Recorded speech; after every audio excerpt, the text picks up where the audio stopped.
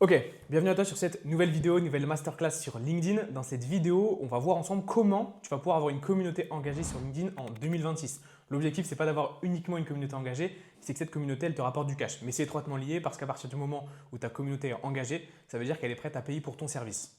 Donc si tu es entrepreneur, que tu publies assez régulièrement sur LinkedIn, que tu arrives à avoir des vues, mais que ces vues-là ne se transforment pas en likes, en commentaires, c'est sûrement que tu n'as pas une communauté engagée. Et le fait que tu n'aies pas de communauté engagée, ça doit sûrement te faire perdre énormément de cash tous les mois. Donc mon objectif à la fin de cette vidéo, c'est que tu saches comment avoir une communauté engagée, comment en créer une, les erreurs à ne pas faire, etc. Et savoir comment cette communauté peut te rapporter du cash. Donc on est parti directement sur la vidéo. Simplement, avant que je commence la vidéo et qu'on commence à parler de valeur et que ça apporte réellement tout ce que je veux t'apporter dans cette vidéo, si tu souhaites développer ton LinkedIn et aller un petit peu plus loin que simplement cette vidéo, développer ton LinkedIn en 2026, aller chercher des super résultats, que ce soit en termes de visibilité ou en termes de résultats financiers, n'hésite pas à aller réserver un appel dans le lien qui se trouve en bio. C'est complètement gratuit et c'est un appel avec moi où on va pouvoir voir la stratégie que tu pourras employer sur LinkedIn. Ok, ce qu'il faut bien que tu comprennes, c'est qu'avoir une communauté, c'est égal à avoir un business durable. C'est étroitement lié et je vais t'expliquer pourquoi dans la vidéo. Mon objectif et ma promesse, c'est que tu puisses avoir ces 1000 personnes. On n'a pas besoin de 10 000, 100 000 personnes pour avoir une communauté engagée. C'est que tu aies 1000 personnes ultra engagées et que tu saches comment attirer ces 1000 personnes ultra engagées. Que tu puisses aller chercher avec cette communauté engagée 10 à 30 appels du coup qualifiés par mois, vu que ce sera des personnes engagées et complètement, on va dire, chaud par rapport à ton projet et ton offre globalement. Donc 10 à 30 rendez-vous qualifiés par mois, uniquement grâce à ta création de contenu, mais aussi que tu aies un flux continu de leads sans rien dépenser, pas un seul euro en ads. C'est l'objectif de cette vidéo. Ok, il faut bien que tu fasses une différence entre avoir une audience et avoir une communauté. Une audience, ça va être des vues, ça va être des likes qui globalement sont un peu simplement des personnes qui vont passer sur ton post, le liker parce qu'ils te connaissent. Ça, c'est pas une communauté engagée, excusez-moi. Ça, c'est simplement une audience. Et ça va être un peu du buzz éphémère. Ça va être un post qui a super bien marché. Vous vous dites très fort sur LinkedIn parce que vous avez fait 100 000, 200 000 impressions, mais sur un seul post. Et le reste de vos posts font quelques likes, quelques milliers d'impressions. En tout cas, il y a une grosse dissonance entre ce que vous avez pu faire et ce que vous faites réellement. Donc nous, on ne cherche pas tout ça. Si vous êtes sur la vidéo pour trouver ce genre de choses, malheureusement, je suis désolé de vous décevoir, vous n'allez pas trouver ça sur cette vidéo. Ce que vous allez trouver et apprendre à faire, c'est créer une communauté engagée. Des vraies relations, des vraies conversations et une valeur globalement sur le long terme qui est énorme. Je vais vous expliquer de toute façon l'importance de créer des relations, l'importance de créer des conversations réelles avec vos prospects et votre communauté justement pour les fidéliser. Je vais vous expliquer ça dans la vidéo, mais globalement, c'est ça qu'il faut que vous visiez, une communauté engagée. Ok, quels sont les 3 piliers d'une communauté engagée? On va les voir ensemble juste là. Premier pilier, ça va être le contenu constant, avoir du contenu constant. Je vous donne mon exemple personnel. Je publie seulement depuis 3-4 mois, réellement de manière très constante. C'est-à-dire que je suis à 3 posts par semaine, c'est la stratégie qu'on explique sur YouTube et qu'on met en place chez nos clients. 3 posts par semaine, ce qui suffit largement. Mais ces 3 posts par semaine, nous, on les tient de manière constante. Et on le voit chez tous nos clients, et moi, je vous le partage par rapport à mon compte personnel.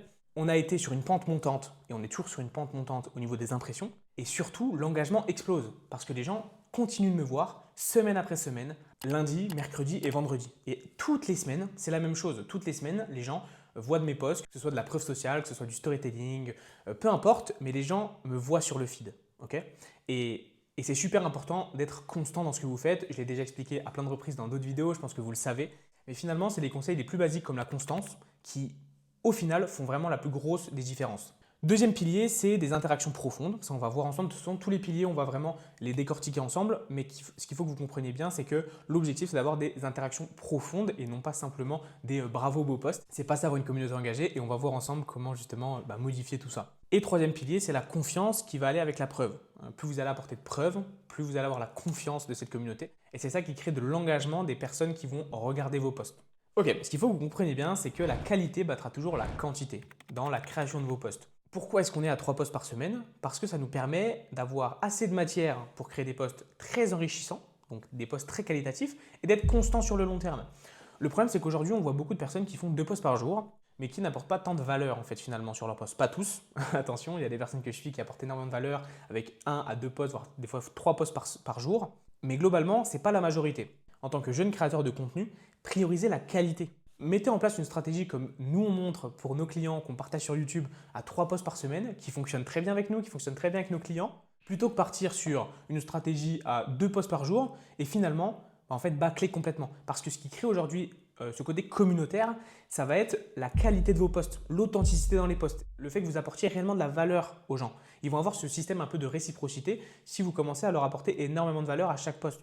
Par contre, si 90% du temps, vous décevez les gens à travers vos posts parce que vous n'apportez pas assez de valeur, parce que c'est pas assez authentique, parce que c'est trop robotisé, c'est trop IA, peu importe, ces gens-là n'auront tout simplement pas envie d'être engagés envers vous. Donc, priorisez réellement la qualité à la quantité. Ok, quand je vous parle de qualité, ok, je vous parle de contenu qui attire. J'ai essayé de l'expliquer un maximum dans cette slide, on va essayer de décortiquer ça ensemble. L'objectif, c'est que vous trouviez, normalement vous les avez déjà, mais les douleurs de vos prospects, les douleurs de votre persona. Si vous en avez plusieurs, il n'y a aucun souci. L'objectif, c'est que vous ayez ces douleurs en tête. Okay, si vous n'avez pas si vous n'avez pas les douleurs de vos prospects actuellement, retournez sur ces premiers fondamentaux et développez votre LinkedIn ensuite. C'est un conseil que je vous donne. Dans l'idée, vous avez déjà les douleurs de vos prospects. L'objectif, c'est qu'une fois que vous les avez définies, c'est d'aller les casser. Alors, pas les grosses douleurs, parce que si vous avez un accompagnement, l'objectif, c'est justement d'aller répondre aux plus grosses problématiques de vos prospects. Maintenant, il y a plein de petites douleurs qui sont annexes à ces grosses douleurs. Et l'objectif, c'est que vous alliez y répondre dans les petits posts. Parce que quand vous aurez réussi à résoudre certaines problématiques de vos prospects, les petites problématiques, ces prospects-là, dans leur tête, ils vous mettront directement comme référence et comme pilier de votre secteur. Et quand ils devront résoudre les grosses problématiques dont je vous parlais juste avant, ce qu'ils feront, ce n'est pas penser à la personne qui poste 2 fois par jour et qui n'apporte pas de valeur. C'est penser à la personne qui, en un post, a pu résoudre une problématique. Et du coup, plus vous allez résoudre de problématiques de ces prospects-là, là dans l'idée on parle de post LinkedIn, mais ça peut être avec plein de types de contenus, plus ces gens-là vous mettront comme référence et penseront à vous quand ils devront changer d'autres choses, on va dire, de leur business et que ces choses-là demanderont un peu plus de travail et de temps.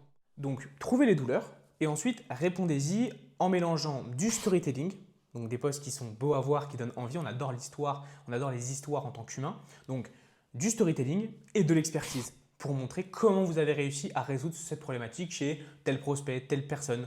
Et ça attire, ça rajoute de la preuve sociale et ça rajoute de l'expertise, vous répondez à des problématiques et vous aidez réellement votre prospect. Donc, trouvez les douleurs, répondez-y avec du contenu qui mixe storytelling et expertise et n'ayez pas peur d'avoir des opinions assumées. Ayez le courage de polariser, la neutralité n'attire personne. C'est ce que je vous disais au tout début sur l'authenticité, c'est que l'authenticité compte énormément. Et si vous n'êtes pas authentique, que vous n'êtes pas polarisant, vous n'arriverez à attirer personne parce qu'on n'aime pas ce qui est neutre. N'ayez pas peur, on va dire, de déplaire à certaines personnes. C'est la vie, on ne peut pas plaire à tout le monde. Ensuite, ce qu'il faut que vous compreniez, c'est que l'engagement réel, c'est pas égal au like. Okay, c'est pas parce qu'une personne a 100 likes sur son post qu'il a une réelle communauté et que cette communauté lui rapporte de l'argent. Parce que, n'oublions pas, c'est ce qu'on cherche. Ce qu'il faut que vous compreniez, c'est qu'en général, les commentaires sont bien plus impactants au niveau de l'algorithme et même si on doit définir un peu votre taux d'engagement sous vos posts que les likes. Donc regardez les commentaires, regardez le nombre de commentaires que vous avez, les discussions que vous avez sous ces commentaires, pas simplement des bravos, mais des personnes qui réellement se posent des questions, réellement vous posent des questions. Et plus vous allez en avoir, plus vous pouvez vous définir comme une personne avec une communauté engagée. Donc justement, pour créer, on va dire, cet engagement, ça ne se fait pas tout seul. On n'attend pas qu'il y ait plein de gens qui commentent et qui apportent de la valeur sous vos posts. N'hésitez pas à poser des questions. Les plus gros influenceurs LinkedIn en France, vous remarquerez que quasiment chez tous, sous chaque commentaire d'un bravo, d'un super post, d'un « ah, ça m'a apporté énormément de valeur » ou « je ne connaissais pas du tout ce type de format », peu importe, il y a toujours une question. Et toi, est-ce que tu le fais aussi ? Et toi, est-ce que tu as déjà eu cette peur-là ? Et en fait, ça crée de l'engagement. Premièrement parce que la personne, en fait, elle est contente que son influenceur sur LinkedIn lui réponde et discute avec lui. Mais aussi, vous verrez qu'au niveau de l'algorithme, c'est super intéressant. Ça booste complètement votre publication et ça incite les autres à poser des commentaires. Il y a pas mal de personnes des personnes un peu silencieuses sous vos posts. Et pour certains, ils n'osent juste pas poser une question en commentaire.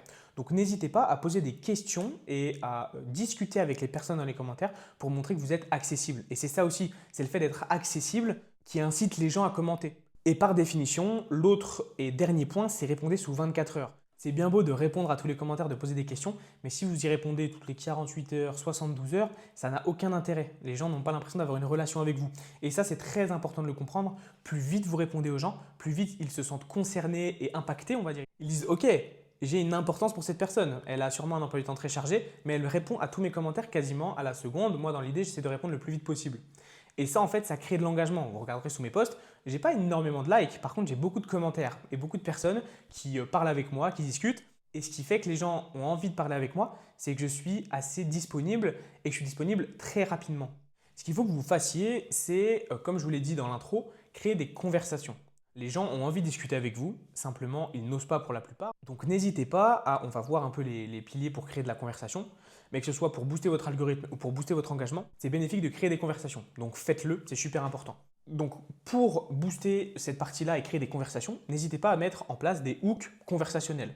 Commencez vos posts par une question, une opinion qui invite naturellement au débat. N'hésitez pas, déjà parce que ça va marcher, votre post va être plus vu, les gens vont plus cliquer, mais aussi pour justement créer un peu ce débat dans les commentaires et pouvoir créer de l'engagement. Parce que les commentaires négatifs sont aussi intéressants que les commentaires positifs. L'objectif, c'est pas simplement d'avoir des bravos. Non, ce qu'on veut, c'est des personnes qui débattent et qui discutent. C'est ça, une vraie communauté. Rajouter des call to action, ça c'est assez optionnel, j'ai envie de vous dire, mais des call to action assez clairs pour inciter les gens à discuter avec vous. En général, un post polarisant va déjà donner envie aux gens de donner leur avis. On est sur un réseau social, les gens veulent donner leur avis, donc pas forcément la peine de mettre un call to action. Vous pouvez en mettre un, n'hésitez pas. Mais moi, si je devais vous donner un conseil, c'est n'en faites pas à tous les posts. Et plus vous êtes polarisant, moins vous avez besoin d'en mettre. Donc voilà, moi si j'ai un conseil à vous donner, c'est soyez polarisant. Et n'hésitez pas à taguer quelques personnes clés, que ce soit pour qu'elles puissent commenter sous vos posts et vous apporter un peu leur visibilité et créer directement en fait de la conversation. Ou alors taguer des personnes ou parler de personnes qui sont elles aussi polarisantes. Je vous donne l'exemple de Hugo qui a fait un post sur Oussama Hamar parce qu'il a pris un appel avec lui. Le post a super bien marché pour une simple et bonne raison que les gens ont un avis sur Oussama Hamar. L'aiment, ne l'aiment pas, mais donnent leur avis. Et ce post-là a surperformé à un niveau exceptionnel par rapport à tous ces autres posts parce qu'il parle d'une personne qui crée le débat, qui suscite le débat. Donc n'hésitez pas à le faire dans les deux cas, que ce soit pour que les personnes commentent, si vous avez fait un partenariat avec quelqu'un, n'hésitez pas à la rebaser, pour la visibilité, pour qu'elle commente, mais aussi si vous côtoyez, discutez, faites des appels avec des personnes qui créent le débat, n'hésitez pas non plus à les mentionner si bien sûr elles sont d'accord. Ok, autre moyen d'avoir une communauté engagée, au-delà de créer des conversations, ça va être d'engager proactivement. Ça, c'est de votre côté que vous allez devoir faire. Et comme j'ai expliqué dans d'autres vidéos YouTube, au-delà de la communauté, l'engagement que vous allez pouvoir créer grâce à ce que je vais vous donner, l'intérêt est aussi que l'algorithme adore que vous engagez proactivement. Il aime voir que vous êtes actif. Donc on va voir tous les piliers, n'hésitez pas à les mettre en avant. Dans tous les cas de figure sur votre LinkedIn, c'est bénéfique et c'est pour la plupart du temps game changer. Donc mettez en place tout ce que je vais vous donner juste maintenant. Ok, donc première étape, il va falloir que vous commentiez assez fréquemment. Moi je vous conseille 10 à 15 commentaires sous 10 à 15 posts par jour. L'objectif pareil c'est d'apporter de la valeur et potentiellement aussi de susciter le débat, de pouvoir créer de la conversation. Parce qu'un commentaire peut se transformer vite en 5-6 de réponses à des personnes, etc. Et ça, c'est super bon. C'est super bon pour l'algorithme, c'est super bon pour créer une communauté. Encore mieux si vous êtes polarisant. Comme je vous ai expliqué, si les gens voient que vous avez une opinion tranchée sur quelque chose, vous n'allez pas plaire à tout le monde, mais sur les 20 000 personnes que vous allez toucher grâce à votre commentaire, il y en a peut-être 10 000, peut-être même si vous avez une opinion très différenciante de tout le monde, vous touchez que 10% des gens qui voient votre commentaire. Sur 20 000, ça fait quand même 2 000. Donc c'est toujours intéressant et c'est peut-être 2 000 personnes qui vont devenir ultra engagées pour vous. C'est pas comme ça que ça se passe dans tous les cas, mais globalement, c'est des personnes qui peuvent devenir très engagées et qui, par définition, derrière, peuvent payer votre service. Donc vraiment, mettez un point d'intérêt sur les commentaires. N'hésitez pas à faire des DM personnalisés. Là, pour créer l'engagement, c'est super.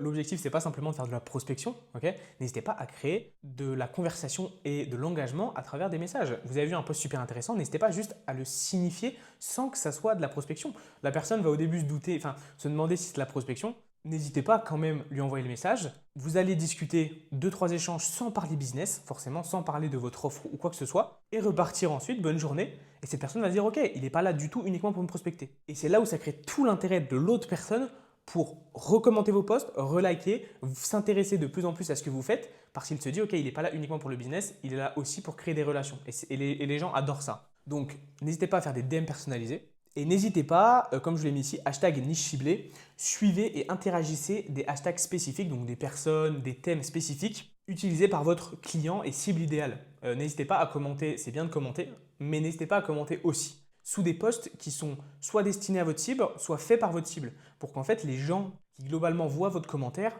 soient réellement des potentiels prospects très chauds et très intéressés par ce que vous allez proposer. Donc vraiment, n'hésitez pas à commenter, etc. sur des thèmes très spécifiques, pas simplement de manière globale. Ensuite, pour encore plus engager les gens, c'est bien de faire des posts, etc. N'hésitez pas à impliquer votre communauté. Ok.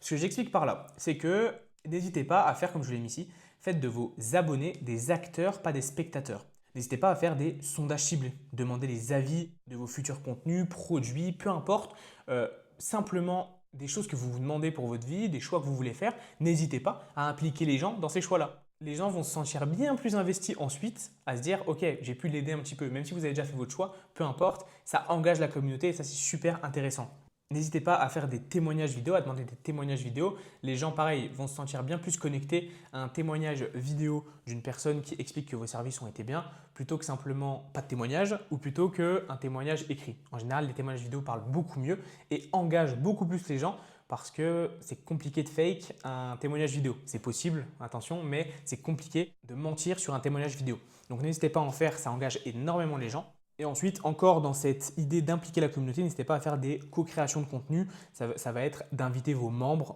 actifs à intervenir à des posts ou à des événements que vous allez pouvoir faire.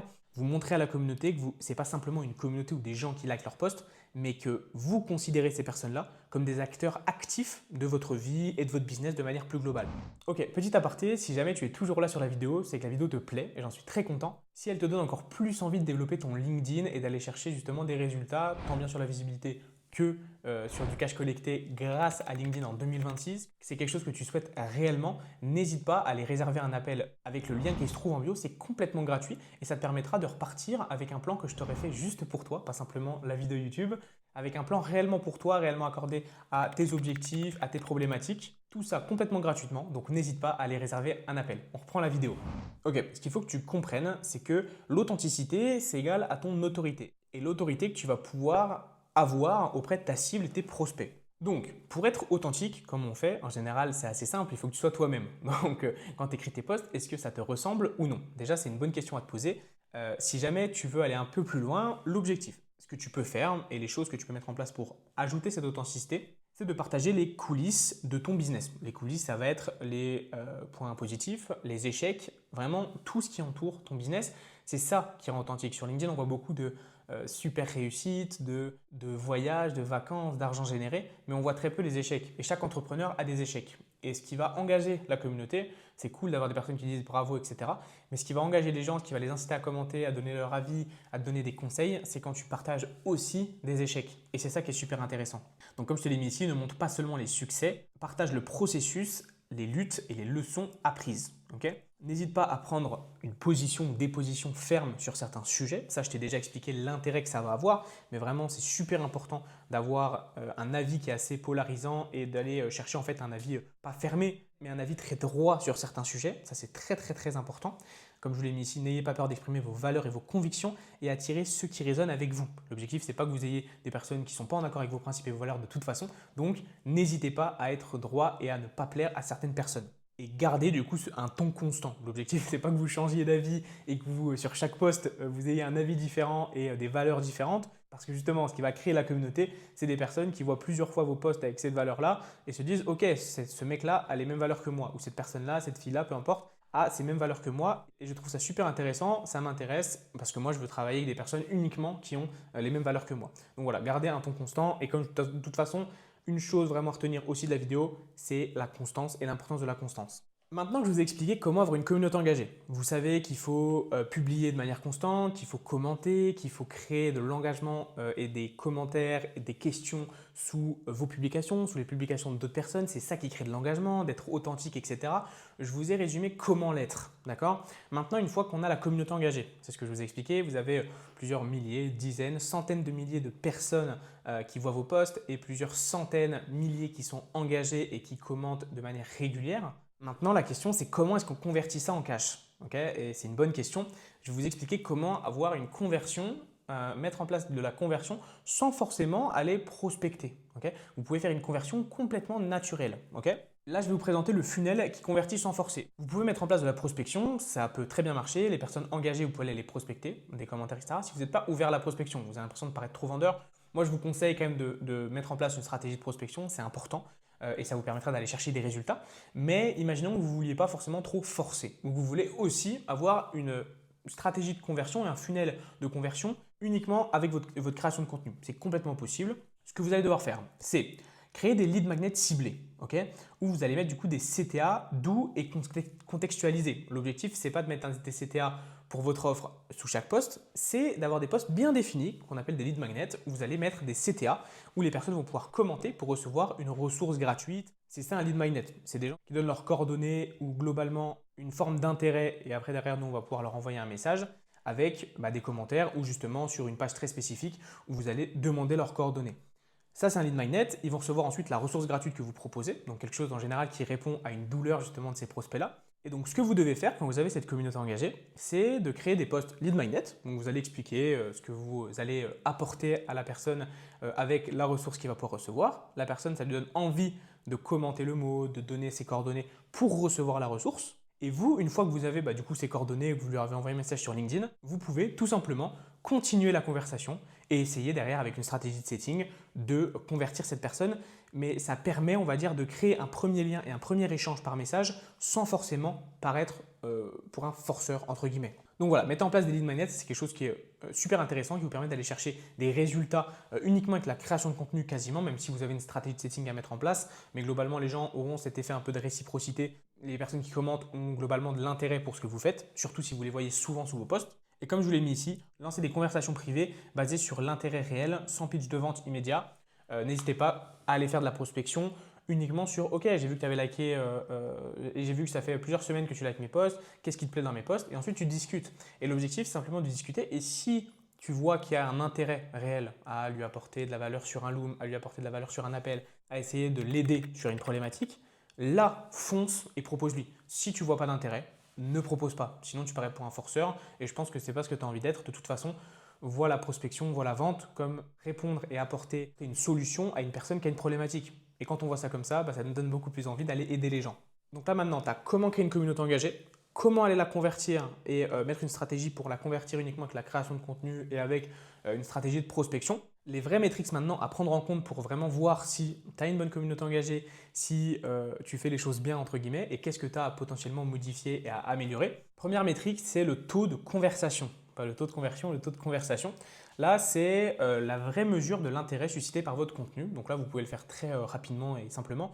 Vous prenez le nombre de commentaires par 1000 vues. Okay, donc ça va vous donner le taux de conversation. Et ça, c'est important. C'est ça qui, comme on l'a vu, le nombre de commentaires, c'est bien plus impactant que le nombre de likes. Donc, priorisez ce chiffre-là et ce taux-là. Ensuite, les conversions relationnelles. Donc là, ça va être la capacité à transformer une discussion en opportunité, en appel. Donc là, ce que vous allez pouvoir regarder, c'est le nombre de DM versus le nombre d'appels que vous avez bookés. Donc ça, c'est à regarder uniquement sur des conversations que vous avez démarrées avec des prospects chauds, des personnes qui sont dans votre communauté. Okay, parce que les prospects à froid, il faudra bien que vous différenciez le nombre d'appels que vous allez avoir par rapport au nombre de DM, mais en fonction, on va dire, du niveau de votre prospect. Est-ce que votre prospect est chaud? Est-ce que votre prospect est un peu moins chaud? Et c'est ça qu'il faut vraiment que vous regardiez. Et ensuite, la valeur perçue, donc l'utilité réelle de votre contenu pour l'audience. Et là, on va regarder ça avec les sauvegardes et les partages, aussi les envois de vos posts à travers les messages privés. Et de toute façon, ça, LinkedIn va vous mettre directement en avant. La valeur perçue, c'est super important, que ce soit dans votre stratégie de conversion. Plus vous avez une valeur perçue qui est assez haute, plus en fait vous allez pouvoir convertir facilement entre guillemets les gens que vous avez en appel. Et ça vous permet aussi de voir si votre communauté est réellement engagée. Les erreurs fatales à ne pas faire maintenant, on aime bien rajouter cette petite partie. Les erreurs fatales à ne pas faire, chasser la viralité, ou plutôt uniquement la viralité, j'aurais dû rajouter. Chasser uniquement la viralité, enfin si vous cherchez à être uniquement viral, c'est une mauvaise chose parce que en fait le buzz, ça attire des personnes pas forcément très qualifiées, okay, et ça ne deviendra pas forcément des membres engagés. Il faut de la viralité pour apporter du flux de visibilité à votre profil, mais ne visez pas que ça parce que vous allez vite déchanter quand vous allez voir que les 100 000, 200 000, 1 million d'impressions que vous avez, ce n'est pas du tout des personnes qui vont chercher à acheter votre produit. Donc, j'aurais peut-être plutôt dû mettre, au lieu de chasser la viralité, ayez un bon ratio entre viralité et apport de valeur. Autopost programmé, ça tue complètement la viralité. Je vous l'ai déjà expliqué, que ce soit pour l'algorithme, il déteste les automatisations, ou que ce soit pour votre engagement globalement, c'est très mauvais. Les gens veulent avoir des conversations avec vous. C'est bien d'avoir un post, mais ce qu'ils veulent aussi, c'est pouvoir discuter avec la personne qui a écrit le post, pour lui poser des questions, etc. Que ce soit pour l'algorithme ou pour l'engagement sous vos posts et l'engagement de votre communauté, dans tous les cas, il faut éviter et bannir limite l'autopost, enfin le fait de de programmer ces posts et de les envoyer et après disparaître. C'est quelque chose qu'il faut vraiment enlever. Et le fait de vendre trop tôt, que ce soit par message ou avec vos lead magnets, attendez d'avoir une certaine communauté déjà pour en faire. Il ne faut pas paraître pour un gros vendeur. Vous voulez faire du cash, c'est sûr, mais attendez d'avoir déjà une communauté qui est bien installée pour pouvoir vendre votre service. Donc le plan d'action que vous allez pouvoir suivre, du coup, c'est dès maintenant, en fait, tout simplement, d'écrire vos 3 posts. Ok, prenez cette bonne résolution pour 2026. On aime bien prendre des bonnes résolutions. LinkedIn, ça doit faire partie de vos bonnes résolutions. Commencez par optimiser votre profil, ajoutez vos 3 posts, commencez de manière régulière à poster et mettez en place justement ces 3 posts par semaine comme je vous l'ai conseillé. Créez une routine d'engagement avec les personnes, que ce soit sous vos posts, soit sur les posts des autres. Discutez avec les gens, commencez à amener des conversations réelles avec les personnes.